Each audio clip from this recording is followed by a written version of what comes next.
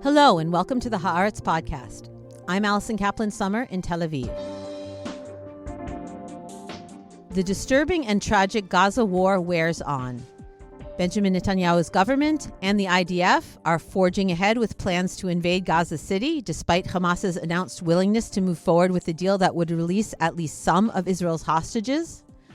Once again this week, tens of thousands of Israelis took to the streets in a day of protest and solidarity with hostage families, striking, blocking traffic, and disrupting daily life in order to send a message of dissatisfaction with their government's priorities.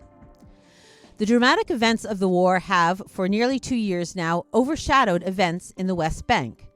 But what is happening there, the entrenchment of the occupation, settler violence, settlement expansion, disturbing policies by the military involving collective punishment against the civilian population there, can't and shouldn't be ignored.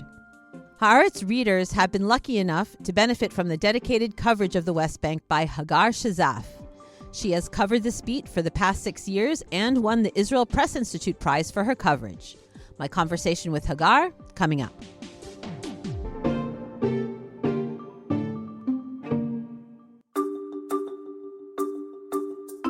I'm Esther Solomon, Editor-in-Chief of Haaretz English.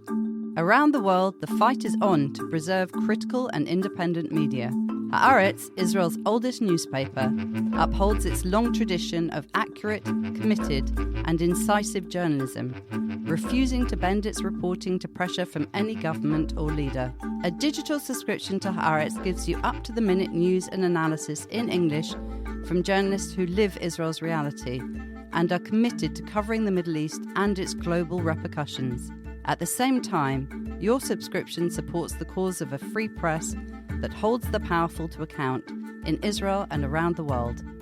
I invite you to become a subscriber to Haaretz now. Just go to Haaretz.com and use the code Haaretz10, that's Haaretz with the number 10, for 10% off an annual subscription.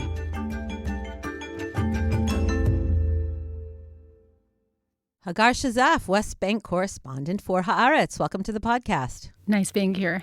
It feels, Hagar, that every time we've spoken since October 7th, 2023, our conversation is always preceded by my commenting on how the dire situation with the war in Gaza, the plight of the Palestinians in Gaza, has kind of knocked developments in the West Bank out of the headlines, both in Israel and internationally.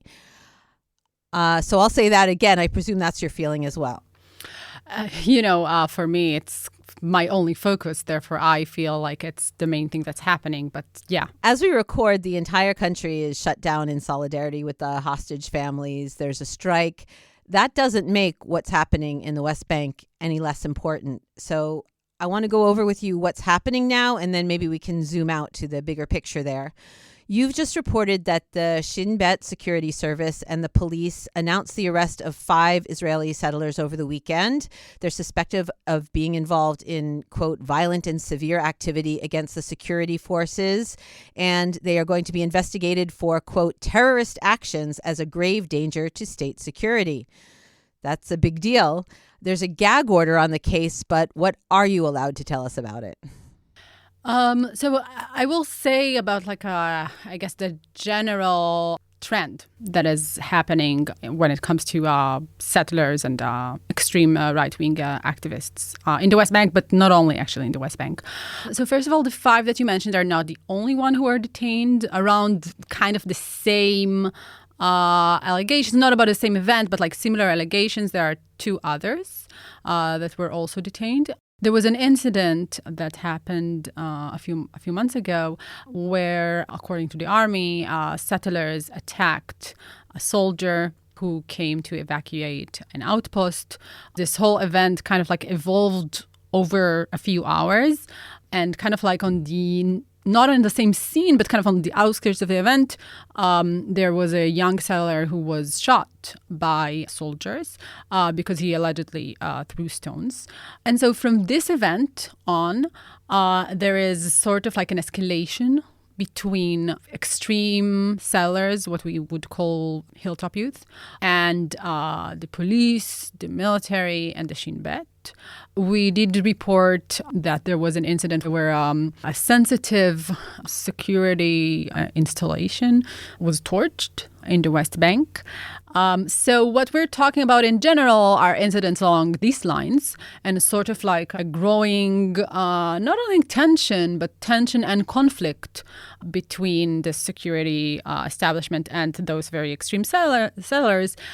It has to do with the fact, since this government was established, a lot of the enforcement against extreme sellers and violent sellers just faded away, or was just like completely gone. For example, administrative detentions, which is detentions without indictment, that are sort of like preventative detentions that are being used very frequently, very, very frequently against Palestinians, but were also for years used very, I would say, in very, very low numbers against settlers. Now, Israel Katz, the defense minister, decided, he is the person who's like able to send people to administrative detentions, and he decided to just stop doing that altogether, only when it comes to Jews,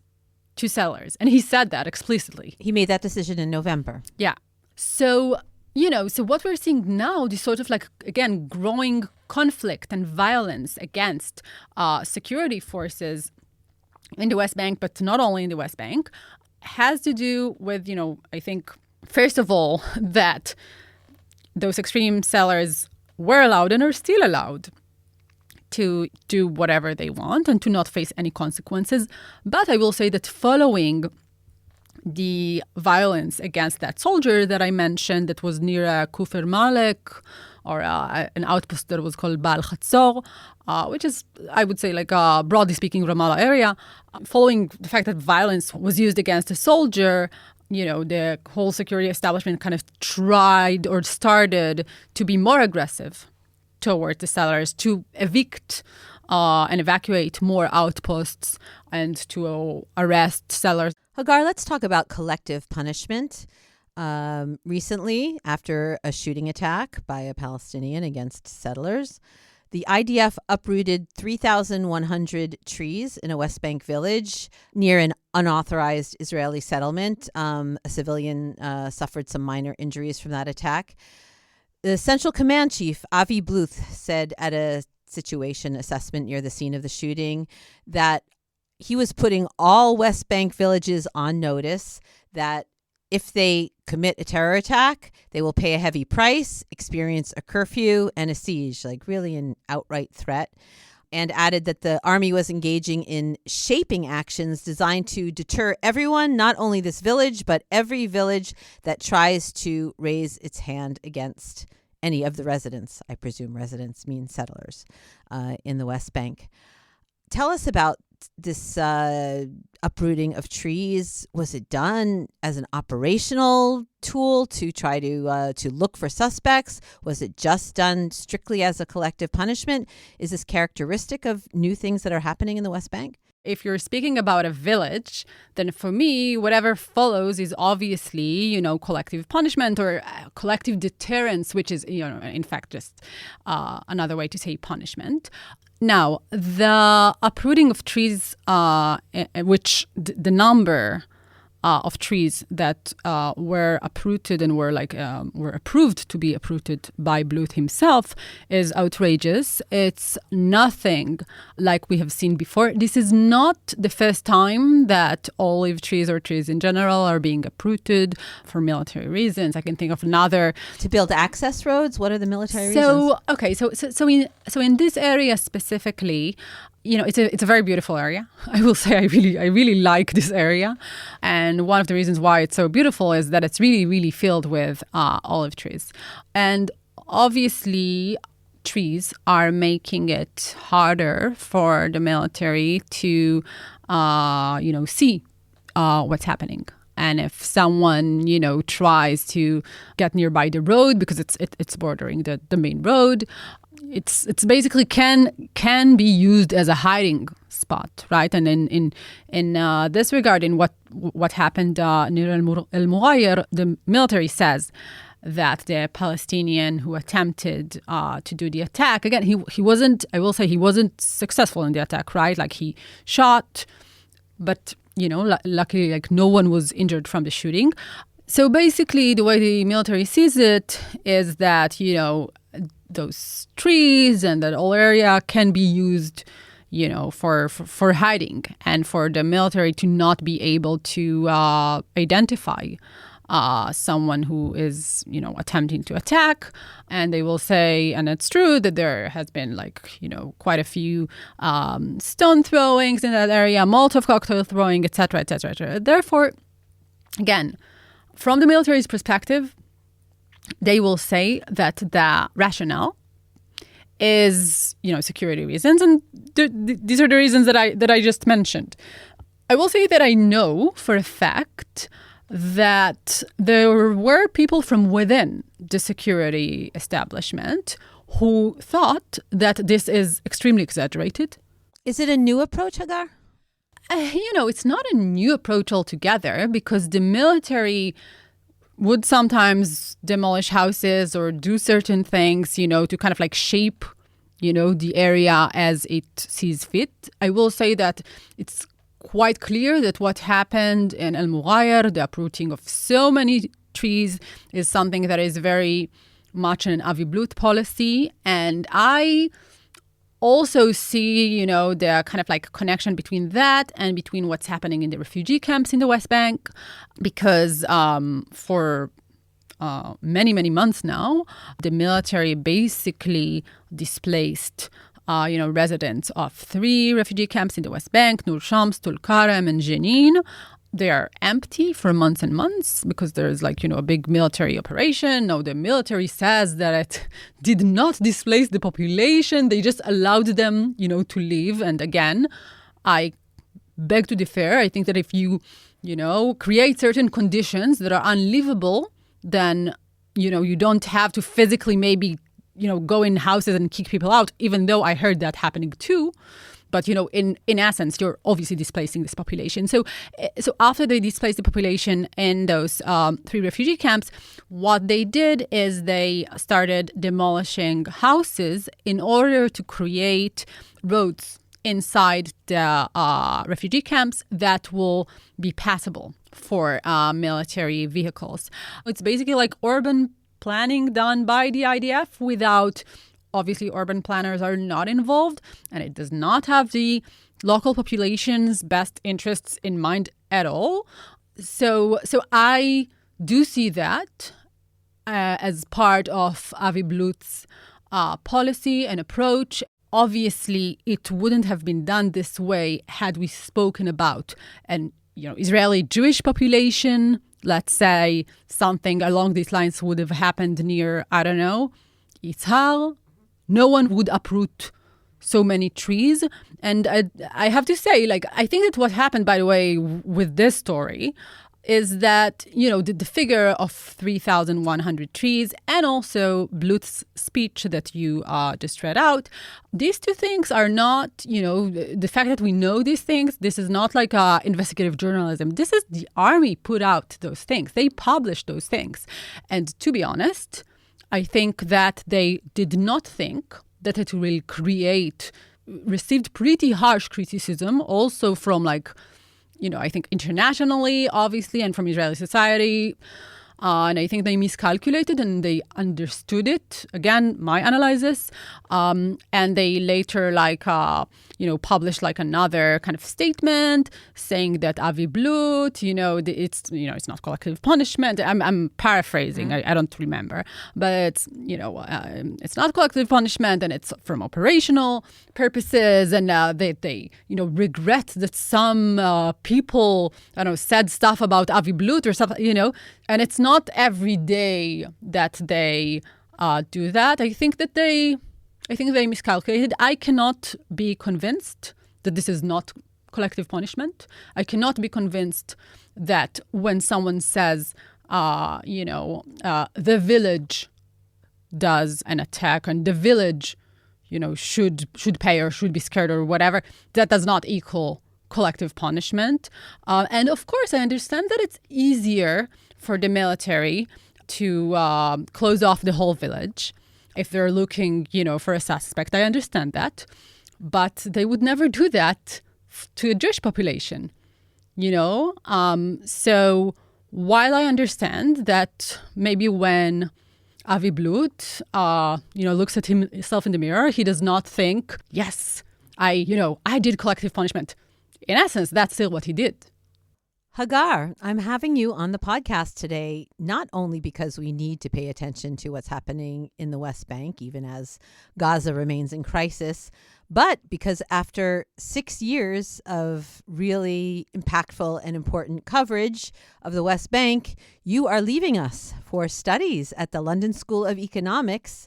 But you will keep writing from there and hopefully come back to us in the end. You will, right? Yeah, I will. I will. You will, right? So I wanted to have you on. We will miss you and your insights.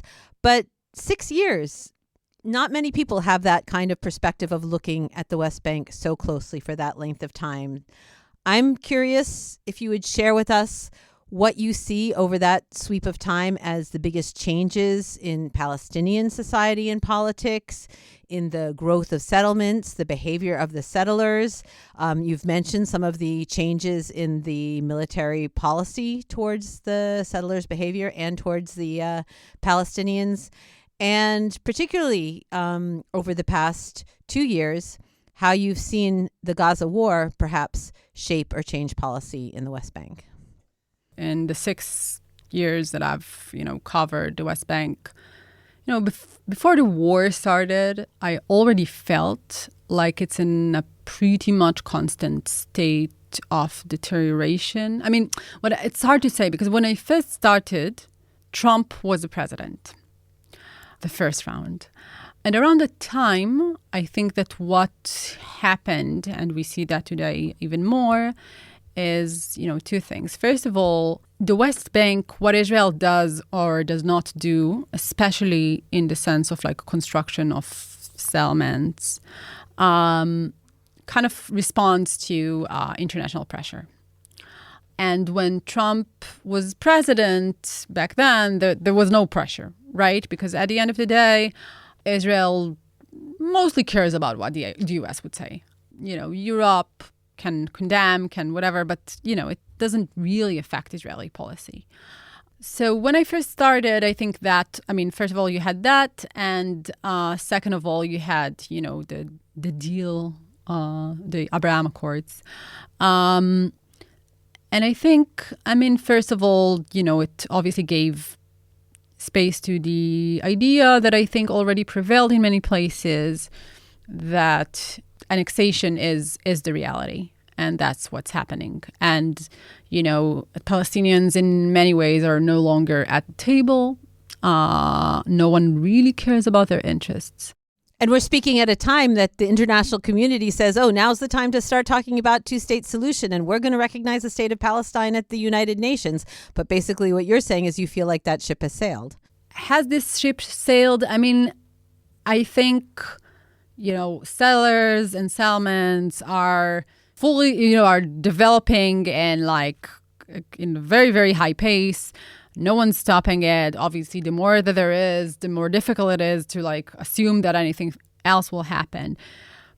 Is it completely irreversible if there will come a leader that will have, a vision and the support of, the Israeli people, then, things can change. I think the reality on the ground does not look very good for the two-state solution. I don't know if the listeners visited the West Bank, but settlements are all over the place and are, very highly budgeted. And, so, but I think that when we're talking about is the two-state solution today, the reality of imagining still, if this will happen, there won't be a two-state solution.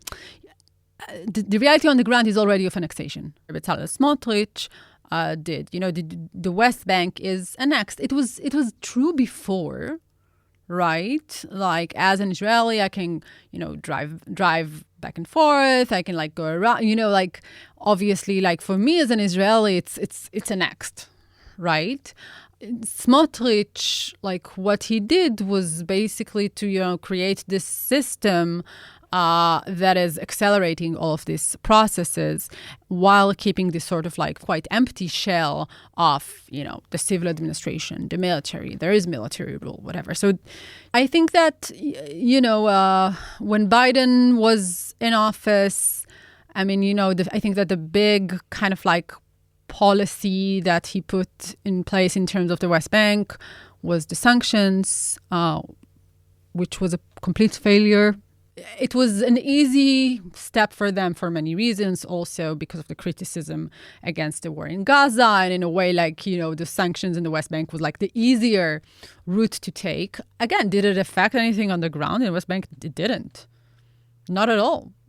And today, I think that we're in a situation where, first you have a Trump, therefore, even construction plans that for years and years and years were stalled, like E1, which is kind of, this construction plan that will basically separate between East Jerusalem and the West Bank. And therefore, when we're talking about a two-state solution, it obviously creates a problem if you want East Jerusalem to be the Palestinian capital. So this plan was stalled for years and years and years. No, Trump, first of all, they don't care about it, and second of all, they also see all of the land of Israel as a place where like Israel has rights to build. Therefore, I think that like what's happening now, I mean, we're obviously in a place of like total despair. It has a lot to do with the fact that we have Netanyahu and Trump in power. What about the attitude of your fellow Israelis towards what's happening in the West Bank? Has that changed and evolved? The West Bank in general continues to be more and more normalized and mainstream into Israeli society. I think I'm kind of like about the only person who still says in Israel, West Bank and not Judea and Samaria. It's normalized to Israeli society completely. I think that, before October 7th and also maybe shortly after, there was like a peak in criticism that had to do, first of all, the very clear interest that sellers have in the judicial overhaul made, people who are or against the judicial overhaul kind of like see the connection there and then maybe become a bit more politicized when it comes to the West Bank. I mean, even at its peak, I don't think that you could honestly say that it was like a popular opinion within Israeli society. And also today, I think that it's almost completely faded because settlers are, carrying the burden of, army reserves very much. It's very, you see that in the numbers. And, today also because the war is obviously like completely politicized, people who are still coming to serve in Gaza, not all of them, but some of them, if they have a political ideology that supports it, then they will obviously like serve and come and continue to serve in Gaza. And I think that, again, I'm not speaking about people who live in Tel Aviv or people who are like, obviously people are critical towards the war, but I think that there's like a general sense also of gratefulness for sellers and Zionist religious population, and also through the military and through just living in Israeli society, people know sellers.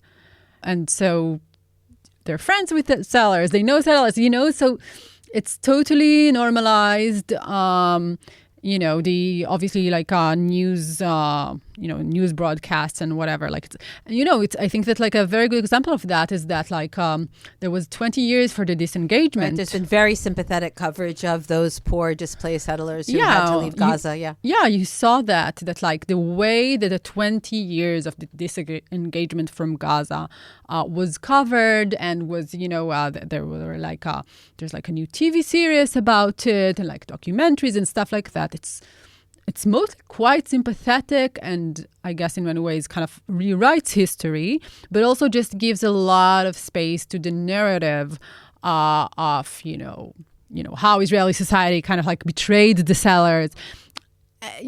Obviously, I think that like this kind of like narrative and sentiment, first of all, it has to do with the fact that we're in the midst of a very long war in Gaza that's, started in October 7th. Therefore, like people's whole, I think, idea of whether the disengagement was a good idea in the first place, I mean, it affects that, obviously.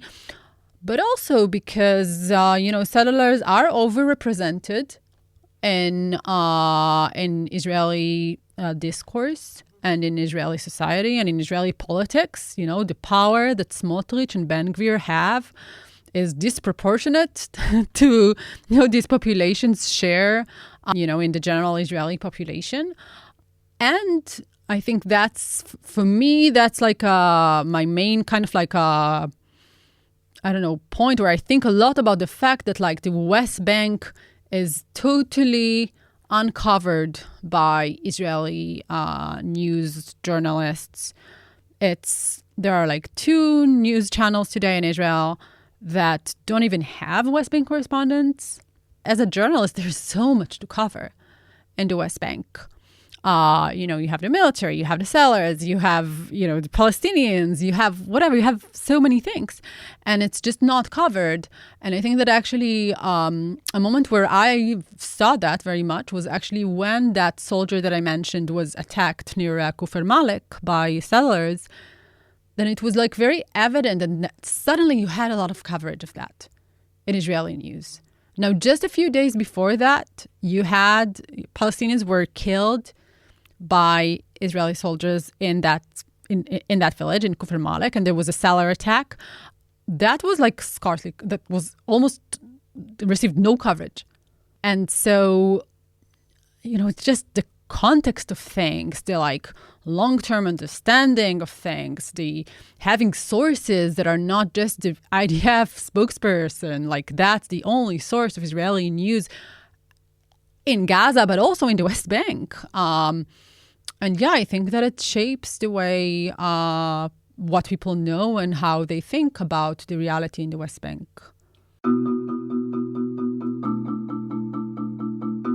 Well, Hagar, we are going to miss your coverage of it. Of course, we will continue to cover it here at Haaretz, but we'll miss your unique voice. Good luck with your studies in London. Don't be a stranger, and we'll be interested in what you continue to write for Haaretz from there. Thank you very much. Thank you for having me.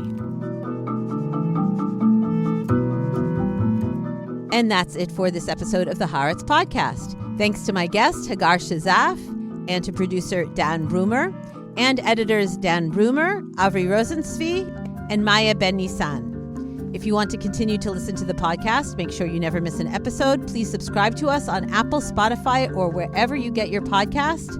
And to keep up with all the latest news on Israel, the Middle East, and the Jewish world, don't forget to subscribe and follow Haaretz.com. I'm Alison Kaplan-Summer, and until next time, shalom from Tel Aviv.